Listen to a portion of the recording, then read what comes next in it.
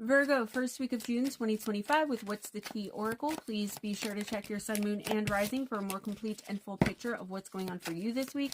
Also, take what resonates and leave the rest. This is only a general reading for the Virgo collective. If you like a personal intuitive oracle reading with or from me for any and all information, professional correspondence about things that I sell, products I sell, services I offer, the only way to contact me right now or get in touch with me is through email at GemmaJadeParanormal@gmail.com. That is the only way to contact me about those things for the time being. All right, Virgo, first week of June, what is going on with you? Fake smiles, pretending everything's okay, not being willing to put yourself out there and talk to someone about a situation. Okay, whether this is romantic, whether it's a friendship, again, a kinship. I say again because I'm thinking of the last readings that you guys probably didn't see.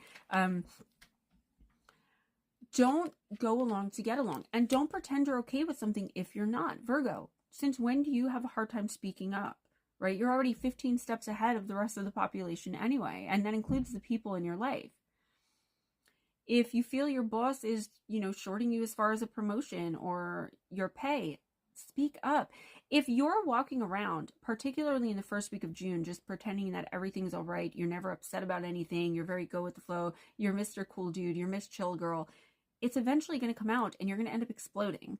And then the people around you are going to they're going to have righteous anger against you because you didn't tell them from the very beginning that something was wrong. And what's going to happen is it's going to snowball. It's going to be a very small thing that's going to end up setting you off about this very, very big thing that's clearly bothering you. Now, this isn't to say that something is clearly bothering you, because this could also be somebody pretending that something's okay with you. You're intuitive enough, Virgo, that you'll understand if you hurt or upset someone, but don't just run around apologizing just in case.